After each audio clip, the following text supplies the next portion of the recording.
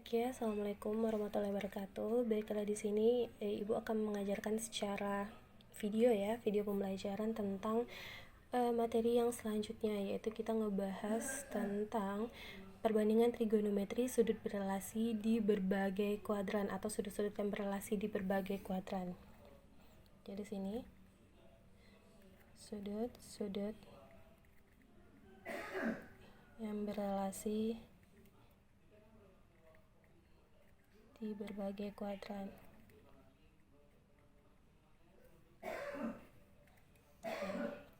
Nah, seperti yang kalian tahu atau yang sudah kita pelajari sebelumnya, kan kalau di dalam bidang kartesius ya, ingat ya, bidang kartesius itu terbagi dari 4 daerah ya. Terbagi dari 4 daerah, dimana kalau misalnya kita tahu daerahnya itu ada kuadran pertama, kuadran kedua, kuadran ketiga, dan kuadran keempat ya. Nah, di sini kalau misalnya kita buat atau kita gambarkan satu buah lingkaran penuh di dalam bidang kartesius ini, itu satu lingkaran penuh itu adalah 360 derajat kan. Nah, ini untuk yang di kuadran pertama itu batasan derajatnya itu adalah 0 derajat sampai 90 derajat. Udah paham ya? Dan juga yang kita tahu kalau misalnya di kuadran pertama ini semua perbandingan trigonometrinya itu adalah positif.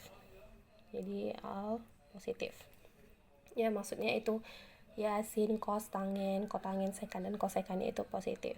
Nah, untuk di kuadran kedua itu kisaran dari 90 derajat sampai 180 derajat ya, 180 derajat. Jadi di sini yang positif itu adalah sin positif, atau kebalikan dari sin itu adalah kosekan positif.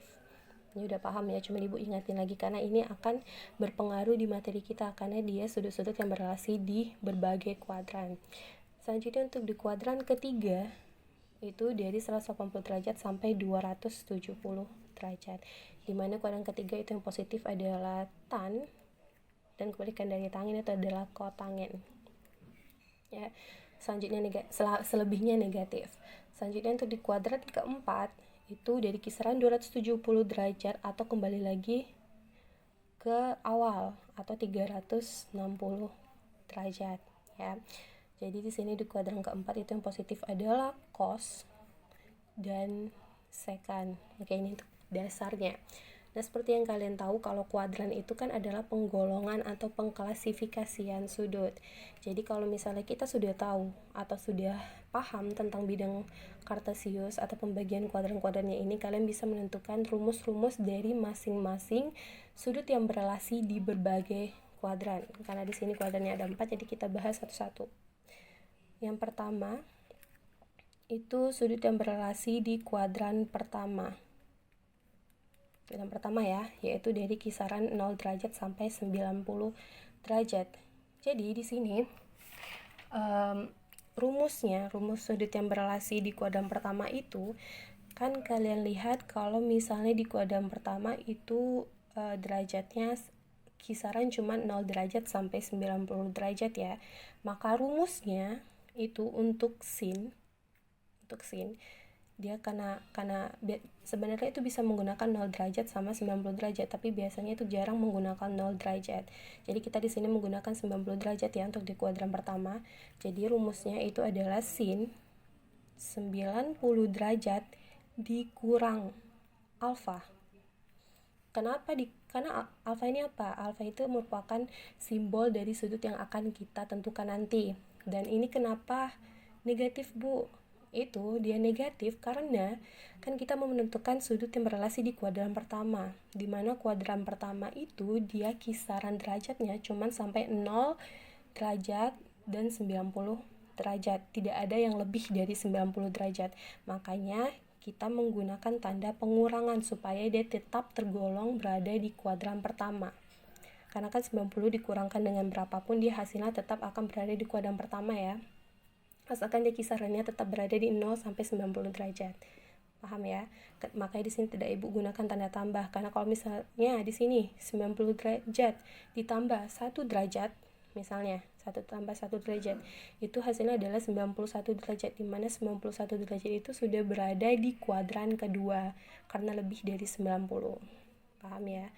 Nah, jadi di sini jika rumusnya sin dan ketemu 90 derajat dikurang dengan alfa, maka hasilnya akan sama dengan cos alfa.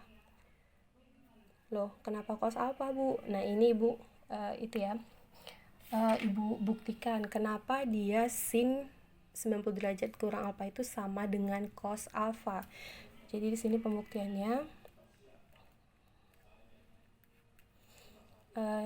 sin 90 derajat dikurang alfa sama dengan cos alfa. Nah, misal di sini. Misal, seperti yang kalian ketahui, kalau sin 30 derajat itu hasilnya berapa?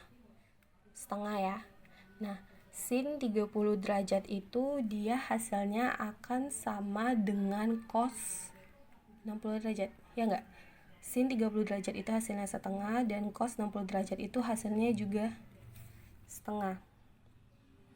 Ya. Nah, jadi kalau misalnya kita membuktikan kenapa sin 30 derajat itu hasilnya akan sama dengan cos 60 derajat. Ingat lagi sudut istimewa ya, tabel sudut istimewa. Nah, misalnya kita menggunakan rumus dari kuadran pertama ini, yang sin 90 derajat dikurang alfa sama dengan cos alfa. Nah, jadi di sini caranya. Misalnya diketahui itu sama sin 30 derajat. Kalau misalnya kalian apal tentang sudut-sudut istimewa, oh Bu, itu sin 30 derajat kan kita udah tahu hasilnya setengah. Nah, tapi gimana kalau misalnya ditanyakan itu adalah sin 150 derajat? Ya kan? Sebenarnya itu ada di tabel, cuman kita kan itu nggak termasuk dari sudut istimewa. Jadi nggak mungkin kalian hafal semuanya sudut-sudut yang berada di tabel. Jadi inilah cara untuk menentukannya. Jadi di sini misalnya diketahui itu adalah sin 30 derajat. Kalian udah tahu kan sin 30 derajat itu setengah, tapi kita mau menggunakan cara dari kuadran pertama ini. Sin 30 derajat itu sama dengan sin, kita gunakan ini. Ya, kita gunakan ini. Sin 90 derajat dikurang alfa itu kita tentukan 90 derajat dikurang berapa yang hasilnya 30. Ya, ingat, 90 dikurang berapa yang hasilnya 30. Oh, 60 Bu. 60 derajat kan? 90 derajat dikurang 60 derajat itu hasilnya akan 30 ya. Makanya di sini sin 90 derajat dikurang 60 derajat, maka dia itu hasilnya adalah sin 60 derajat. Loh, kenapa? Nah, ini caranya itu kalian tulis, kalian ambil saja sudut yang sudah kalian tentukan ini. 60, nggak peduli di depannya ada negatif atau positif, tapi tetap kalian cuman perlu angka sudut yang sudah kalian tentukan itu. Jadi karena kita sudah menentukan sudutnya itu adalah 60 derajat, maka di sini kita tulis sin 60 derajat. Nggak peduli dia negatif atau positif di depannya, yang penting itu angkanya saja. Maka sin 60 derajat. Nah, tadi sin 90 derajat dikurang alfa, kalau misalnya kita menggunakan ini dan ketemu sudutnya itu adalah 90 derajat, maka hasilnya adalah cos alfa. Ya. Di sini sudah didapatkan sin alfa. Karena di sini dia berubah jadi cos, maka di sini kita tuliskan cos 60 derajat. Paham nggak? Paham ya? Di sini kan dia sin 60 derajat itu kan karena kita lihat dari sininya. Kita tulis saja supaya mudah. Makanya di sini sin 60 derajat turunkan saja, nggak peduli negatif atau positif di depannya. Selanjutnya karena kita ketahui di rumus tadi itu sin itu akan berubah jadi cos, maka di sini cos 60 derajat. Maka kalau misal cos 60 derajat kalian tahu itu adalah setengah. Maka nilainya sin 30 derajat itu akan sama dengan setengah, atau sin 30 derajat itu nilainya akan sama dengan cos 60 derajat. Paham ya? Terbukti ya? Oke, selanjutnya karena kita udah tahu dari rumus ini, kita lanjutkan untuk rumus yang cos. Jadi kalau cos ketemu dengan 90 derajat dikurang alfa, maka hasilnya akan berubah jadi sin alfa. Kebalikannya. Nah, selanjutnya ini tan atau tangen ketemu dengan 90 derajat dikurang alfa, maka hasilnya akan tangen alfa. Nah, jadi ini merupakan rumus yang berada di kuadran pertama. Ya. Selanjutnya, rumus untuk sudut-sudut yang berelasi yang berada di kuadran kedua, ya. Kuadran kedua. Jadi, seperti yang kalian tahu, kuadran kedua itu kisaran sudutnya dari 90 derajat dan 160 derajat. Nah, jadi di sini kalau nggak kayak yang di kuadran pertama tadi. Kalau di kuadran pertama kan dia yang digunakan itu adalah 90 derajat saja. Yang digunakan itu hanya 90 derajat saja. Sebenarnya ada yang menggunakan 0 derajat, tapi jarang. Makanya di kuadran pertama itu kebanyakan menggunakan 90 derajat. Nah, tapi untuk di kuadran kedua, dia kan sudutnya ada dua nih. Ada 90 derajat dan ada 180 derajat. Jadi sudutnya atau rumusnya bisa bervariasi untuk di kuadran kedua, 3, dan keempat. Nah, di kuadran kedua, karena batasannya ada 2, 90 derajat dan 180 derajat, maka rumusnya akan terbagi atas 2. Jadi kalau misalnya nih, kita tetap menggunakan 90 derajat. Jadi di sini untuk sin, jika ketemu dengan 90 derajat, nah ini ditambah atau dikurang di kuadran kedua. Di kuadran kedua itu menggunakan tanda penjumlahan. Ya, karena kalau misalnya 90 derajat ketemunya atau kita menggunakan sudutnya 90 derajat, maka dia menggunakan tanda penjumlahan karena supaya dia tetap berada di kuadran kedua, 90 derajat ditambahkan dengan sudut yang lain, maka dia akan tergolong di kuadran kedua. Paham ya? Makanya di sini kita gunakan tanda penjumlahan. Ditambah alfa sama dengan, nah kalau misalnya dia ketemu 90 derajat, dia akan berubah menjadi cos alfa. Nah, ini ingat lagi, kalau misalnya di kuadran pertama kan dia semuanya positif ya. Untuk cos, sin, tangen dan semuanya itu adalah positif. Tapi untuk di kuadran yang lain, di sini untuk hasilnya ini kan adalah cos alfa. Ya, kenapa cos alfa? Karena sin di kuadran kedua itu positif. Makanya ya, positif. Sin di kuadran kedua itu positif. Makanya jika kita menggunakan sin dan ketemu tanda 90 derajat, maka hasilnya akan sama dengan positif cos alfa. Karena sin di kuadran kedua itu adalah positif. Paham ya? Selanjutnya untuk cos. Jika menggunakan 90 derajat ditambah alfa. Cos di kuadran kedua apa? Negatif, ya. Dan cos jika kita menggunakan sudutnya 90 derajat, maka dia hasilnya akan min sin alfa. Ya. Nah, ini kalau misalnya tangen ketemu 90 derajat ditambah alfa. Tangen di kuadran kedua itu adalah negatif. Dan di sini tangen jika ketemu 90 derajat maka hasilnya akan berubah jadi kotangen alfa. Ya, sebenarnya itu bisa juga kalian tentukan untuk selanjutnya yang kotangen, sekan, kosekan ya. Cuman ini yang harus kita pahami itu dasar ketiga ini aja.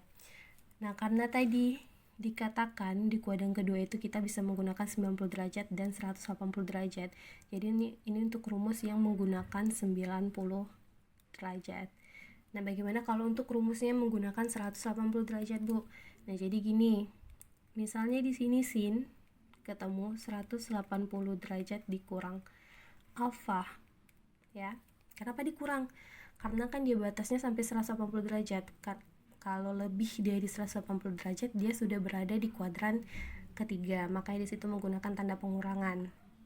Jadi sin 180 derajat dikurang alfa, sin di kuadran pertama, di kuadran kedua, maksudnya sin di kuadran kedua itu adalah positif, maka kita tetap menggunakan positif ya. Nah, tapi kalau di sini kan tadi kalau menggunakan 90 derajat dia akan berubah jadi cos. Kalau dia menggunakan 180 derajat, dia akan tetap perbandingan trigonometri yang digunakan adalah sin. Karena sin di kuadran kedua positif, maka hasilnya tetap sin alfa karena dia menggunakan 180 derajat. Dia nggak akan berubah perbandingannya, makanya tetap sin alfa. Selanjutnya, kalau cos 180 derajat dikurang alfa sama dengan cos di kuadran kedua itu adalah negatif. Karena menggunakan 180 derajat tetap min cos alfa. Selanjutnya tangen 180 derajat dikurang alfa. Tangen di kuadran kedua itu adalah negatif, dan karena ketemu 180 derajat maka di sini min tan alfa. Paham ya? Ini untuk rumus yang berada di kuadran kedua. Oke, selanjutnya itu kita menentukan rumus sudut yang berrelasi di kuadran ketiga. Kuadran ketiga kan itu batasan sudutnya antara 180 derajat sampai 270 derajat. Jadi di situ batasannya juga sama kayak kuadran kedua. Ada dua cara atau dua rumus yang berbeda. Bisa menggunakan 180 derajat, bisa juga menggunakan 270 derajat. Jadi di sini kita coba menggunakan 180 derajat dulu ya. Jadi kalau misalnya di sini sin ketemu 180 derajat, tandanya penjumlahan atau pengurangan. Supaya dia berada di kuadran ketiga, maka dia ditambah dengan alfa. Supaya dia berada di kuadran ketiga. Sin di kuadran ketiga itu adalah negatif. Karena ketemu 180 derajat, maka di sini hasilnya akan tetap min sin alfa. Ingat ya, di kuadran ketiga itu yang positif cuman tangen dan kotangen. Itu yang positif, selebihnya negatif. Karena di sini sin, makanya kita tulis min sin alfa. Kenapa tetap sin? Karena dia menggunakan 180 derajat. Selanjutnya kalau misalnya cos 180 derajat ditambah alfa, cos di kuadran ketiga itu adalah negatif, dan karena menggunakan 180 derajat maka hasilnya min cos alfa. Selanjutnya tangen 180 derajat ditambah alfa sama dengan tangen di kuadran ketiga itu positif, maka di sini tan alfa ya. Ini untuk yang menggunakan sudut atau batasan sudutnya itu adalah 180 derajat. Karena di kuadran ketiga juga ada dua batasan sudutnya, yaitu ada 270 derajat, maka di sini bisa kita tentukan rumus untuk 270 derajat. Sin 270 derajat dikurang ya alfa sama dengan, nah kalau misal dia menggunakan 270 derajat itu sama dengan 90 derajat, dia tanda perbandingan trigonometrinya akan berubah. Jadi kalau di sini sin itu kan di kuadran ketiga itu adalah negatif, maka di sini kita buat negatif. Karena ketemu 270 derajat, maka sin akan berubah jadi cos alfa.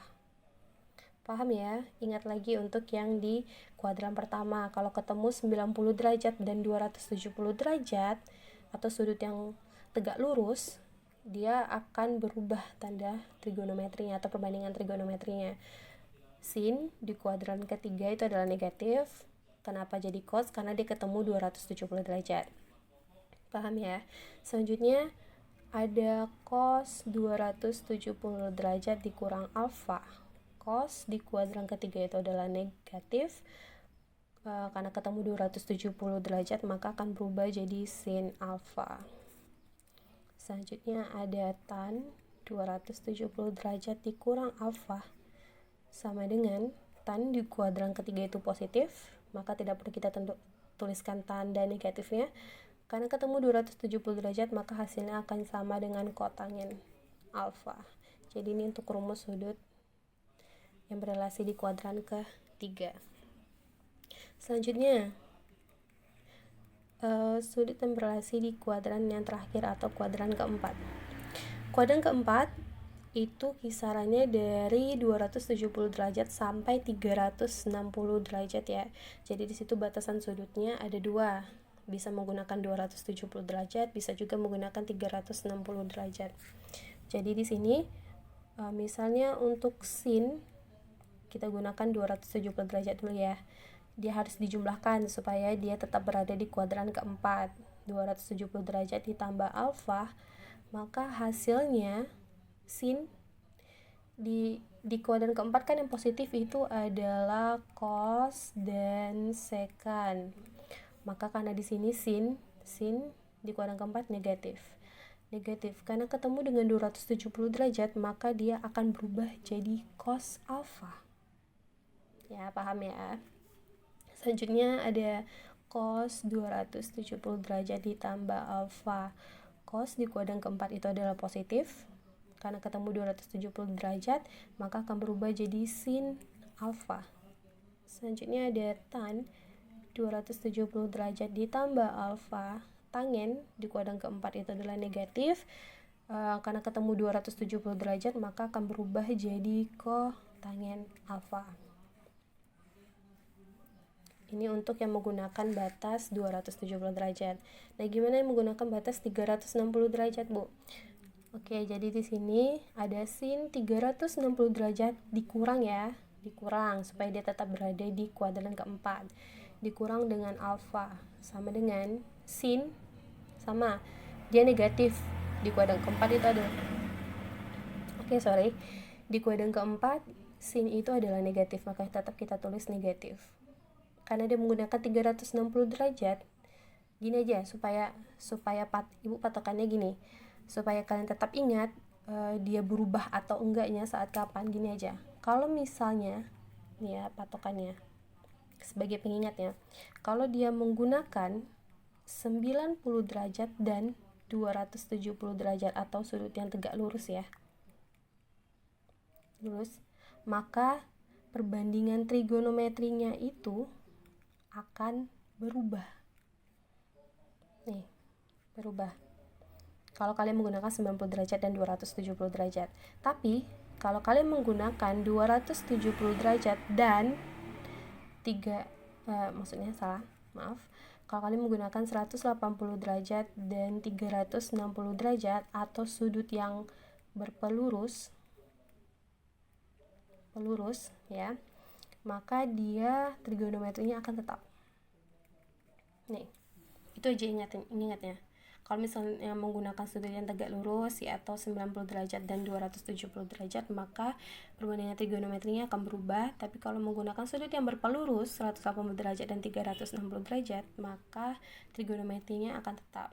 Jadi kalau misalnya di sini kita lanjutkan lagi, sin 360 derajat dikurang alfa, sin di kuadran keempat itu adalah negatif karena menggunakan 360 derajat. Ingat tadi sudut yang berpelurus, maka hasilnya akan tetap sin alfa. Selanjutnya untuk cos 360 derajat dikurang alfa. Cos di kuadran keempat itu positif, maka hasilnya akan sama dengan cos alfa. Selanjutnya ada tangen 360 derajat dikurang alfa. Tangen di kuadran keempat itu negatif, maka hasilnya akan sama dengan min tan alfa. Jadi itulah rumus dari masing-masing sudut yang berrelasi di berbagai kuadran dari 1 sampai 4. Baiklah, kita lanjutkan. Karena sudah kita bahas tadi tentang rumus-rumus dari semua sudut yang berrelasi di semua kuadran, maka kita masuk ke dalam contoh. Contoh yang pertama itu tentukan nilai dari cos 120 derajat ya. Cos 120 derajat itu sebenarnya ada di dalam tabel, cuman kan kita nggak hafal berapa 120 derajat itu. Jadi inilah caranya dengan menggunakan rumus sudut yang berrelasi di berbagai kuadran. Cara mengerjakannya, yang pertama, nih cara-caranya udah ibu tulis. Yang pertama itu kalian lihat dulu sudut angkanya atau angka sudut yang tertulis itu dia berada di kuadran berapa. Ya, yang pertama ini. Di sini, cos 120 derajat. 120 derajat ini dia berada di kuadran kedua ya. Karena kuadran kedua itu 120 derajat itu berada di kuadran kedua, karena kuadran kedua itu kan kisaran dari 90 derajat sampai 180 derajat ya. Jadi 120 derajat itu masih termasuk ke kuadran kedua. Sudah tahu nih 120 derajat itu berada di kuadran kedua. Di kuadran kedua, itu rumusnya tadi ada bisa yang menggunakan 90 derajat dan 180 derajat. Kalau ibu sih ya, biasanya ibu menggunakan rumus yang paling mudah, yaitu yang tidak merubah tanda trigonometrinya. Jadi karena di situ ada bisa menggunakan 90 derajat dan 180 derajat, maka ibu menggunakan 180 derajat. Dimana 180 derajat itu kan dia tidak akan berubah tanda trigonometrinya karena dia merupakan sudut yang berpelurus. Jadi di sini caranya itu sama dengan cos 120 derajat itu sama dengan kita menggunakan cos 180 derajat dikurang alfa ya. Ya, itu rumusnya tadi karena dia berada di kuadran kedua. Dan ibu menggunakan 180 derajat. Nah, ini cos 180 derajat dikurangi berapa yang hasilnya 120? Berarti sini 180 derajat dikurang dengan 60 derajat supaya hasilnya 120. Ya, maka di sini ditulis adalah cos 60 derajat. Ya, nggak peduli tadi hasilnya di depannya tandanya negatif atau positif. Dia tetap yang kita tuliskan itu cuman angka yang derajat yang sudah kita pilih. Makanya di sini ditulis cos 60 derajat. Nah, di sini cos di kuadran kedua itu positif atau negatif. Cos di kuadran kedua itu adalah negatif. Maka di sini jadi berubah min cos 60 derajat. Ya, min cos 60 derajat. Paham ya? Kenapa nggak berubah jadi sin? Karena kan kita tadi udah kita kan menggunakannya tadi kan 180 derajat, makanya dia akan tetap cos. Karena cos itu dia tandanya negatif di kuadran kedua, makanya di sini Ibu tuliskan tanda min cos 60 derajat. Cos 60 derajat berapa? Setengah. Karena di sini ada negatif berarti hasilnya adalah min 1/2. Ingat ya, sudut-sudut istimewa 0 derajat, 30 derajat, 60 derajat, 45 derajat, 90 derajat itu harus dihafal. Ya, untuk menentukannya. Makanya di sini min cos 60 derajat hasilnya akan min 1/2 atau cos 120 derajat itu hasilnya akan sama dengan min 1/2. Nah, untuk contoh soal yang kedua, bagaimana kalau misalnya ditanyakan itu nilai dari tan 350 derajat. Yang pertama yang kita lihat kan harus kita lihat dulu sudutnya ini, angkanya ini dia berada di kuadran berapa. 315 derajat itu berada di kuadran keempat. Ya, karena kuadran keempat itu kisaran dari 270 derajat sampai 360 derajat. Makanya di sini 315 derajat ini masih termasuk ke dalam kuadran keempat. Ya, kuadran keempat ini rumusnya. Ada menggunakan 270 derajat dan ada yang menggunakan 360 derajat. Jadi ibu pilih yang menggunakan sudut berpelurus saja, dimana tanda trigonometrinya tidak berubah. Jadi ibu menggunakan 360 derajat ya. Karena di sini tan berarti kita gunakan ini 360 derajat dikurang alfa. Maka tan 360 derajat 360 derajat dikurang berapa yang hasilnya itu 315, yaitu adalah 45 derajat kan, dimana 360 derajat dikurang 45 derajat itu adalah 315 derajat. Maka di sini sama dengan tan 45 derajat. Nah, kalian lihat selanjutnya tangen ya, tangen di kuadran keempat itu adalah negatif karena yang positif itu adalah cos dan sekan. Maka di sini kita buat min tan, tetap tangen ya karena menggunakan 360 derajat. Min tan 45 derajat. Maka tangen dari 45 derajat berapa? Ingat sudut istimewa yaitu 1. Maka karena di sini min, jadi hasilnya adalah min 1. Nah, gimana kalau misalnya nih Bu, sama nggak kalau misalnya kita menggunakan sudut yang tegak lurus atau yang 270 derajat? Oke, coba kita buktikan. Misalnya di sini tan 315 derajat, kita menggunakan sudut yang tegak lurus ya, yang 270. Maka di sini tan 270 derajat ditambah berapa yang hasilnya 315. 45 kan? 45 derajat. Ya kan? Supaya saya 315 dijumlahkan dengan 45 derajat. Maka di sini hasilnya akan jadi tan 45 derajat. Kita tulis dulu. Ya, nggak peduli depan positif atau negatif. Nah, ini karena kita menggunakan 270 derajat, tangent itu akan berubah jadi kotangent ya, kotangent. Kita tulis dulu kotangent. Tan akan berubah jadi kotangent 45 derajat. Tangent di kuadran keempat itu negatif atau positif? Di kuadran keempat itu adalah negatif, maka di sini hasilnya adalah min kotangent 45 derajat. Dimana kotangent 45 derajat itu adalah 1, karena di sini ada tanda negatif, maka hasilnya juga akan sama dengan min 1. Jadi hasilnya akan sama, mau menggunakan 360 derajat atau 270 derajat hasilnya akan sama. Tapi ibu biasanya menggunakan yang mudah, yaitu yang tidak merubah tanda trigonometrinya. Jadi ibu menggunakan yang 360 derajat dan 180 derajat, kecuali untuk yang kuadran pertama ya, karena kuadran pertama kan dia cuma ada yang 90 derajat. Jadi mau nggak mau kita harus menggunakan yang 90 derajat. Paham ya? Oke, selanjutnya untuk contoh soal yang terakhir itu ada cos 240 derajat. Cos 240 derajat itu dia berada di kuadran ketiga, karena kuadran ketiga itu dari kisaran 180 derajat sampai 270 kan ya. Jadi makanya 240 derajat ini dia berada di kuadran ketiga. Kuadran ketiga bisa menggunakan 180, bisa menggunakan 270. Oke, kita coba cara yang keduanya biar lebih paham.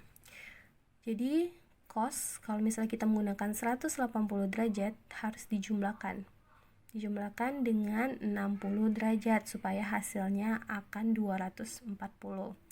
Maka di sini cos 60 derajat. Karena kita menggunakan 180 derajat, di mana 180 derajat itu merupakan sudut yang berpelurus, maka dia trigonometri tidak perlu berubah. Maka di bawah tetap jadi cos 60 derajat. 60 derajat ya. Dan di sini cos di kuadran ketiga itu adalah negatif.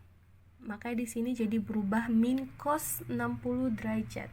Di mana cos 60 derajat itu adalah setengah, maka hasilnya di sini min 1/2. Oke, cara yang kedua, misalnya menggunakan sudut yang tegak lurus atau 270 derajat. Jadi di sini ada cos 270 derajat dikurang berapa supaya hasilnya 240, dikurang dengan 30 derajat. Ya, maka di sini cos 30 derajat. Karena menggunakan 270 derajat, dia cosnya itu akan berubah jadi sin 30 derajat. Dan cos ini untuk menentukan tanda positifnya, positif atau negatif, kita lihat di sini ya, yang soal awal. Cos di kuadran ketiga itu adalah negatif, karena yang positif itu cuma tangent dan kotangent. Maka di sini min sin 30 derajat, di mana sin 30 derajat itu adalah setengah, karena negatif, maka hasilnya adalah min 1/2. Oke, paham ya? Kalau misalnya dia mau ditanyakan, boleh ditanyakan langsung ke ibu.